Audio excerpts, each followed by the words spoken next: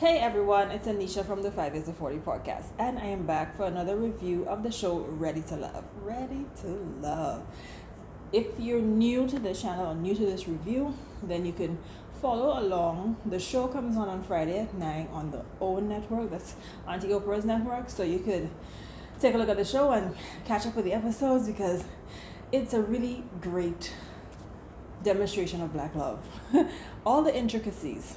Anyhow, so today I'm gonna be reviewing episode 9. So the show picks up from episode 8 where they are talking, where David and Liz are meeting up, because coming from that episode it seems as though David, crazy David, is gonna go home. Now David is all up in Liz's face and he's being a-hole. Okay, I don't have to curse on my channel. My channel is good, but listen, he is being a real idiot. So he's talking over her and she's trying to explain to him what's going on, and he smell her at, right? He know he'll get kicked out, so he decides to do like, if he's not getting kicked out, he's quitting. So it's like, Liz, we're not going anywhere. We're not going anywhere. I'm gone. You know, I love you. We should. I'm trying to kiss the lady, like a full display of crazy. Anyhow, that ends by him walking away. Tells the producers, cut the show, I don't have anything else to say. It's just not for him, and he sees the enemy coming in, so God is telling him to leave. David, good riddance. My thing is good riddance. He's unstable and he needed to go, right?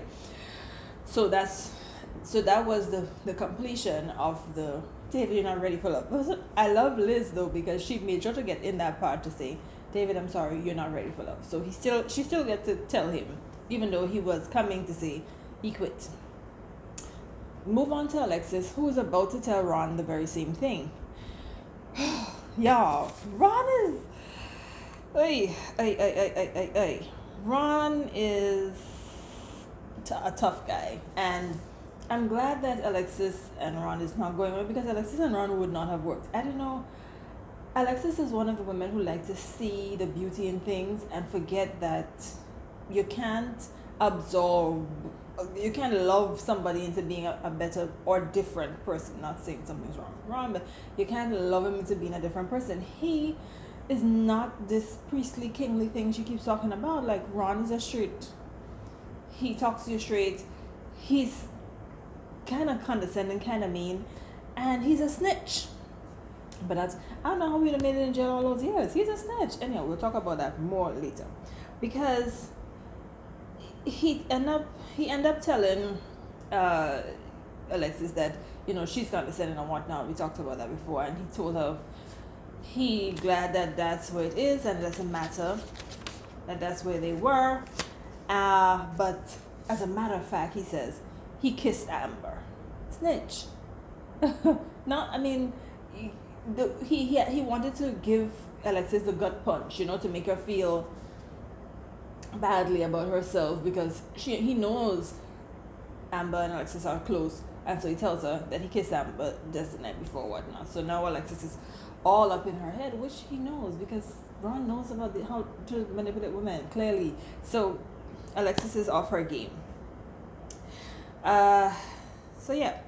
So he goes, they go on that ends. The next, it moves into the gentleman lounge, and Tommy's talking to the fellas. He's telling them that they're going to be going on this trip. They're going to a ranch, and they're going to be meeting up with the ladies, and this is the final. Now, this is the final time for them to decide who they really, truly want to be with.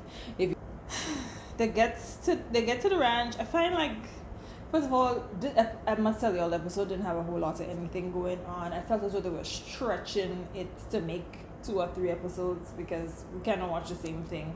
It's a little bit boring, but they get to the ranch. I don't know what's going on with the budget. I did not like the ranch house. It looked very masculine. It looked, I don't like it, but it feels a little low budget. So Liz, camera goes on Liz. She came very flamboyant clothes, and I love Liz, but I feel as though you're going on vacation, so you have to be able to show people the different sides of you. Like, I get that you're Empress,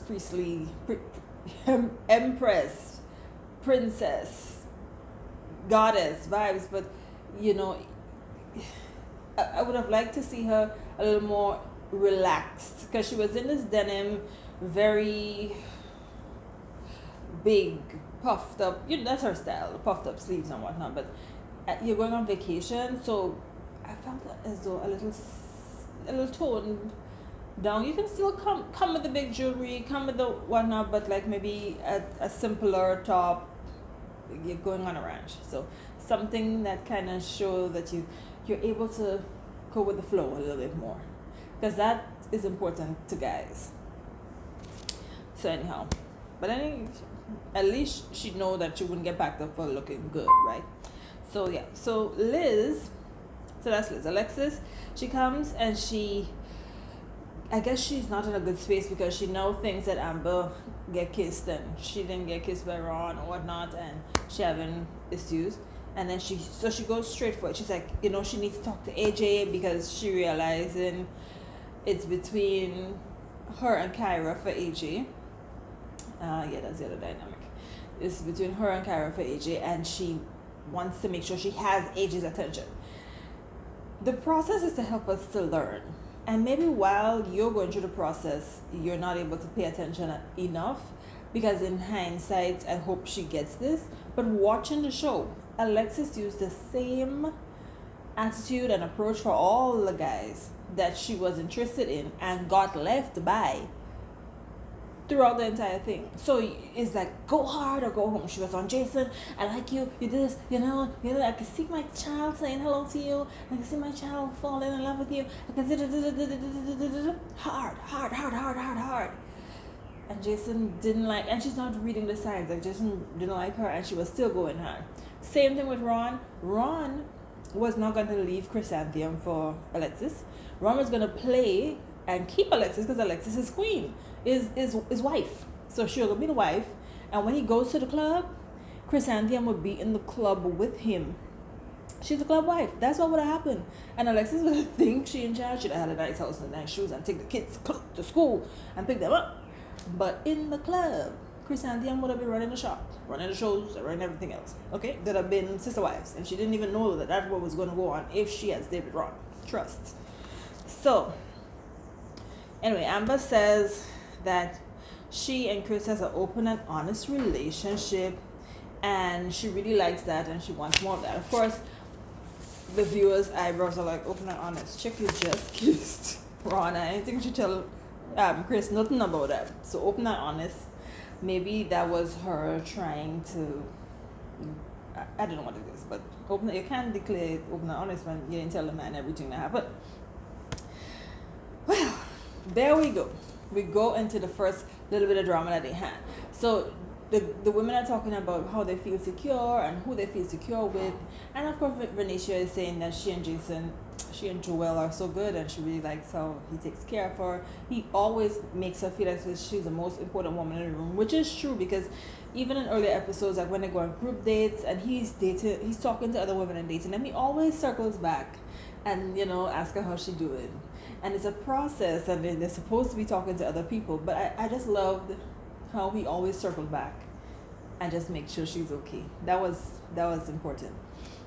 So they start talking, they're talking about it, and while Venetia is going on, Amber decides to use the information she got from the snitch, Ron, to say that Joel had said that he wanted to go home with Kyra in the men's lounge, one of the earlier episodes when he was asked by Tommy. That blew me out of the water. That came out of nowhere. Like, I didn't understand this, but it's evidence that Kyra is very good at what she does. Like, she speaks to a lot of people, and she seems to be able to know what to say to men. So I feel at that point, Joel later said that he had an argument with Venetia, and that caused him in that moment to say that he didn't want to be with her anymore and he would go home with Kyra, which is petty, Joel. Okay? And Venetia should watch that. That's two petty things. The first thing where he admitted to her ex that he was busy, got busy, and he didn't call to change the plans.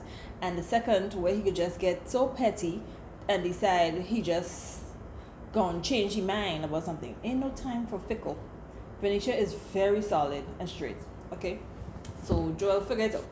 I know that you're grieving and you might, things getting serious too soon might be a little much for you, but hold it down, all right, and treat the girl right. So anyhow, that causes things to explode. Okay, because boy, that causes things to just go all out of proportion. Vernicia and Joel have a huge blow up, and they are just so anyway. She walks away from him because she says she doesn't have time or capacity to deal with him, and that. Guys, I'm gonna have a little bit of coffee right now. I just wanted to take the time to show you all. Oh, while I'm having coffee, can you just hit the subscribe button right there, right now, so you can keep up with all these reviews and the future episodes of the podcast, the 5 Years to 40 podcast. So we talk about things that affect millennials. We talk about health, relationships, finances. We talk about careers. We have great interest in people being interviewed. So be sure to subscribe so you keep up with all of that goodness. And I wanted to show you guys this beautiful teapot I got. It's so cute. Ow, ow, it's hot. It's so cute. With a matching teacup.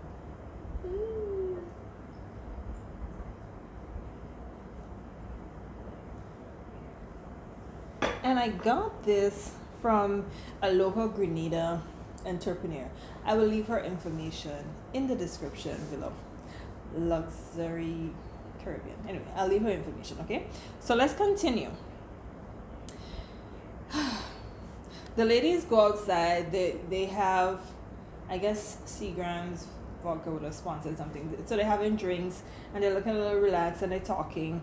And Alexis says she wants AJ to choose her. Kara has the most options, we know this. But she says that she doesn't know who she likes. She can't make up her mind. She reminds me a lot of Adriana. Pretty, smart, accomplished, and shallow. Yeah. Well, when it comes to relationships anyway, it's either she's extremely deep or she's just really shallow. She says she wants to choose who is good for her, not who chooses her, unlike Alexis, because Alexis is you're my number one. If you're my number one and I am number one, then I'll be with you if I'm your number one. Not what Alexis wants. And I get her on the grounds of that, but at the same time, you have to know what's best for you. You can't, you have to know what's best for you, and you have to be okay with making a decision. And if it goes wrong, maybe she's been hurt before, but if it goes wrong, then you are completely talented, pretty, smart, intelligent enough to get over it and keep going. Okay. So anyway, the guys are talking. AJ and Jason realize that Kyra is playing them. She's going back and forth. AJ says sometimes she thinks they have a good connection, and then next time she starts talking about Jason. He's also paying attention to the fact that he has a good, okay connection with Alexis. And so maybe he should be focusing on that instead.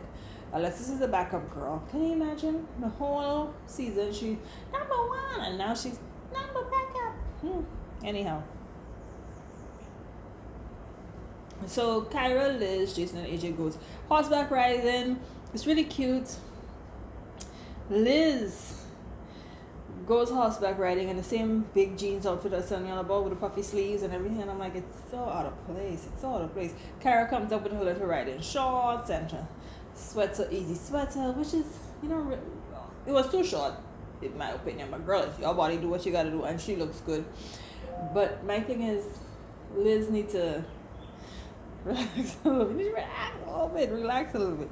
So anyway, the horse stepped on her foot and whatnot. That whole thing was a little bit boring. I know that perhaps the ranch who offered the place would have sponsored them and asked for some footage on that to show how romantic it could be for advertising purposes, but it was boring.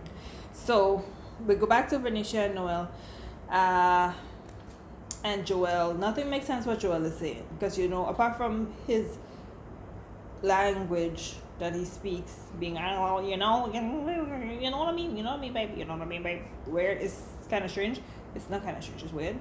But apart from all of that, the explanation he's giving for wanting to go with Kara just not making any sense. They took a long time on that, but he looked like he was cooking some good food, and I like that. Even though they were having these arguments back and forth, she didn't shut him down, so they were so she didn't say, well, you said that, that's it, and giving you silent treatment and put you in a corner. She was in the kitchen helping them cook still. They were talking it through. She was angry. She left for a couple of them and she came back, but she didn't shut him out, which is so important. Like, I wish in my earlier years I recognized the importance of not shutting out people when I'm upset, because we can't communicate and work through the problem if we don't talk about it or talk through it. Even if in the end it's this it reaches a state where none of us are happy or we go separately. The respectful thing, and respect is a big deal in any relationship, is that we talk through it. You can get angry, but talk through it, and it's a better outcome for you and the person if you just talk through things that's bothering you, right? So Jason and Liz decide to go to this romantic lookout again. It's so weird because it seemed like if they were there for the whole evening. They came and they didn't change, which I didn't get, because like when you travel, like you want to change to something more comfortable. I don't know why I was so obsessed with what people were wearing, but like I don't like it. So she goes out there and she's telling him, they kissed. She's telling him how she really enjoyed being time with him, and I could see that she is enjoying the time with him, and they kissed. It was so romantic. Although I was thinking, oh my god, they've been in this sweaty clothes the whole time. What would that be like? Anyhow, so they talk, and then she's telling him to rub her feet, and I'm like, Liz, your feet are sweaty from riding boots. Don't go over too much. Don't do it. But the kiss, I'm telling you, they kissed, and the kiss was real, like mouth, and Liz put it down. It was a good kiss. Anyhow, to squelch the quarrel with, just to go back one quick second about Joel and Venetia. Chris was playing Cupid, so he ended up talking to Joel, trying to show him her perspective, the perspective that Venetia had, and help to smooth out that situation. So food is served. Alexis starts. She starts grilling AJ and asking him who he's seeing and how he sees her. And AJ says he's tired of being grilled, and I'm glad that he said it. He told her she's making everything an issue, and that's a problem for him. Like, it's a problem for him when everything...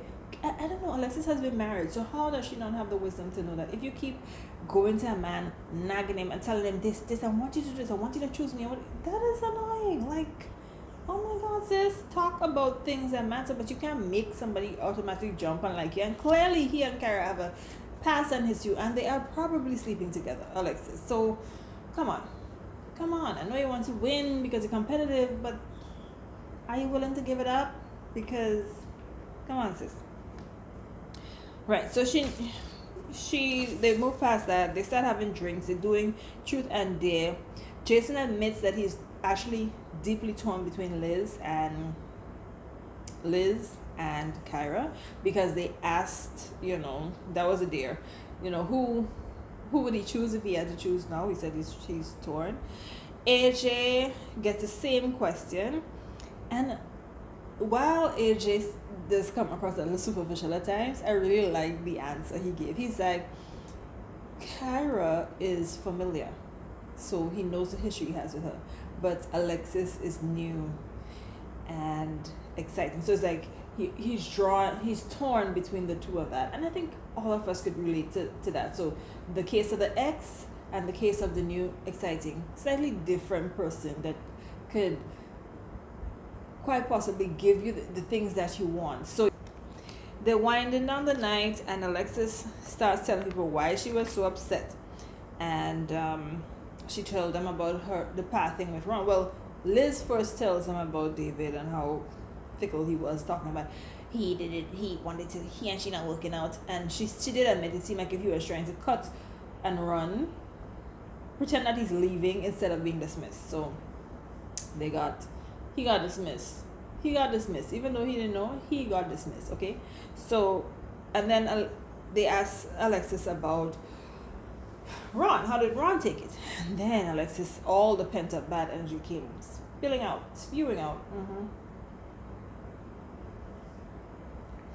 Alexis told them about Ron and how condescending he was. She also told them that Ron said that Amber kissed him the night before. Dun dun dun dun. Dun dun dun dun. Okay, so that is pretty much where the episode wrapped, because and it was probably the most exciting thing that happened for the night, and I guess that's why they dragged it out until that piece came. But it'll be very interesting to see what the next week brings. I stopped not really liking Amber, but I do trust her judgment based on her job and based on how she handled earlier things. So I do believe she will have a good reason and a good explanation for all of this. But I tell all you, Ron is a snitch, because Ron is who tell Alexis about he and Amber kissing. Ron tell Amber about Joel saying what he said. Ron told Chris and PM that she was gonna get dismissed before it happened, because that's why she was having such a bad attitude when Chris was giving her the sent home and not ready to love. You saw she came in, she was rolling up her eyes and being petty because she knew that's what it was. Ron is a snitch. Snitch.